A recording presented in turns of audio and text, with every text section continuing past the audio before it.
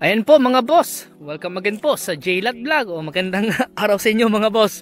So for this episode pa rin po natin, nandito pa rin po tayo sa bayan po ng Umingan, Pangasinan.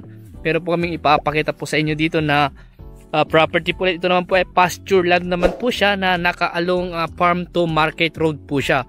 So ang estimate ko po entrada simula po dun sa may mga kahoy po na yon. Pag ganun po siya. Kasama yung kubo tayo, kasama yung kubo? Ay hindi.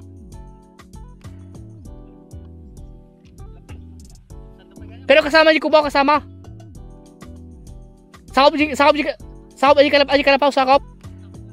So kasama daw po yung kubo po na yon. So itong property po na ito ay meron pong sukat na 7 hektarya po ito. 7 hektarya sa presyo po niya na 8 milyon. So 8 milyon po, kung gusto niyo pa i-negotiate po natin. Kasama po namin po si isa po sa seller po dito. So ito po ay ayun po si tatay. Siya po yung source po namin dito. Ang entrada po niya siguro mga nasa mga 100 meters siguro o kulang-kulang 100 meters. Sumula po doon, pag ganun po siya doon sa may ilog. Meron pong ilog po dyan, may creek po dyan. Yun nga lang po ay wala na tubig ngayon. Yan po, bato-bato po yung daan po niya. Nilagyan po nila ng bato-bato para hindi pong maputik sa tagulan. Ayan po. So ito nga po ay malapit lang po ito sa sa National Highway. Mga 2 minutes o 3 minutes driving. Tapos sa town proper siguro mga 10 to 15 minutes po driving. O baka wala pang 15. Ayan, mga 10 minutes po siguro. So hanggang po sa may ilog.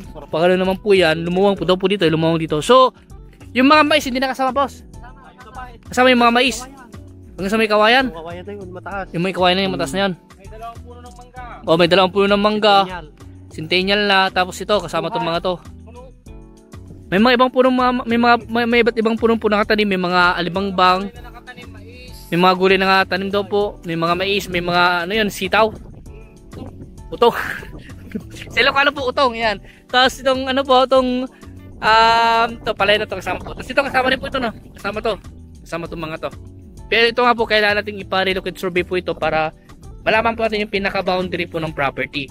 So hanggang dito po muna yung niya, harap po niya, hintata po ng property, pag na po siya. At ito nga po may farm to market road po. Ayan. Nahati po ng kalsada. Pero kailangan po talaga magbigay para at least po may daanan po lahat ng tao dito. So ang importante po doon, meron pong daan. Kesa po yung walang daan or nakikidaan, mahirap po yun. Kaya mas maganda po talaga na mayroon pong daan talaga. Kahit farm to market road o barangay road man po yan, mas maganda po. So ayun po, pupuntahan po namin yung ibang portion po ng property. So ito po. Ayan, so pupunta po kami sa ibang portion po ng property. At ito nga po ay ulitin ko po, 7 hectare po ito na hilly type po, pasture land po siya. Ayan po, kasama po yung mga yan, yung may mga tanim po na yan, yung may mga green na yan. Kasama po yan. Tapos yung kubo na kasama yung basta yung kubo na yun. Meron pong isang mangga dito, 2, 3, 4, 4 na mangga. Hindi lang pala, ay hindi, 3 yung mangga dito. 3. O 4 boss, 4, 5. O yan po yung kubo po nila. Kubo po ng mga may-ari po. Ayan. Kasama po itong mga to. Ayan po. Kaya pwede, makakapasok nga po yung sasakyan nito, kaso nga lang po ang sasakyan po na pwede ay yung SUV.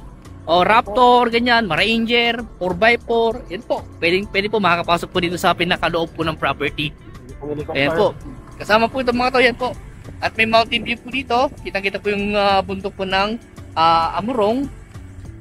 At kitang-kita rin po dito yung bulubundukin po ng Caraballo po, dyan po, Caraballo Mountain.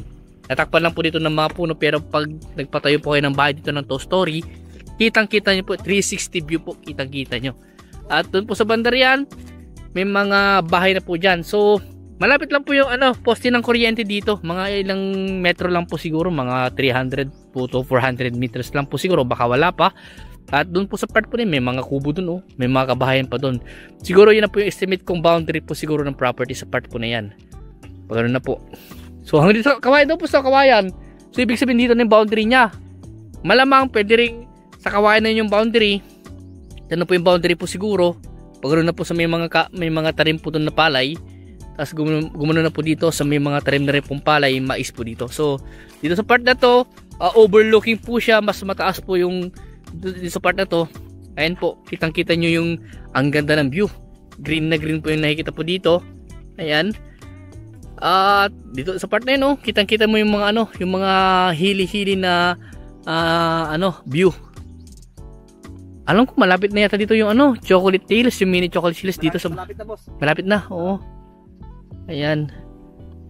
Ulitin ko po, ito po ay 7 hectare po ito.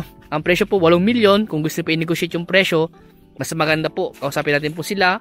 At yung obligasyon po ng bawat isa, kausapin na lang din po natin yung obligasyon po ni seller. Tapos malapit lang po sa town proper, mga ilang minuto lang po yung driving. Ganoon din po sa T-Plex po, Carmen, siguro mga 30 minutes po driving dito siguro sa area. Sa Manila, mga 3 oras po siguro o 3 oras mahigit. Pero depende pa rin po yun sa flow po ng traffic. At dito po sa area, malakas ang signal. Malakas ang signal. Dito Globe Smart, malakas. Okay. Tapos income generated na rin po yung property ito dahil itong part nito ay yun nga po, tinatamnan nila ng palay, gulay, mais, ayan po. In-estimate ko nga pong po ito, yung palayan po niya siguro na sa mga palayan tsaka maisan siguro na sa mga 3 na ba? 3 hektarya to? O 4? Ang gundo niyan boss, itong palayan niya, lahat na dyan.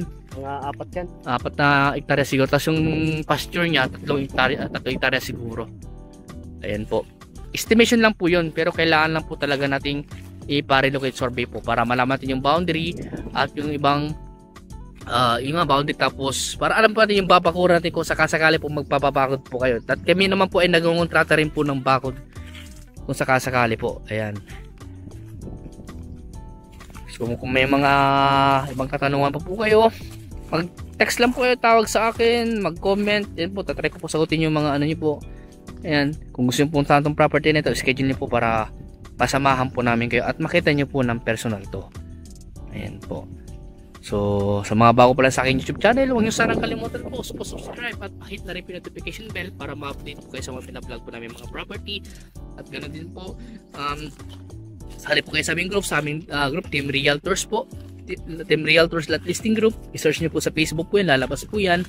At ano pa? Ayan po, sa mga bago pa lang, mag-subscribe po kayo, pakihit na rin yung notification bell, libre lang po yan. So hanggang dito po muna at maraming salamat po sa inyo lahat at God bless po.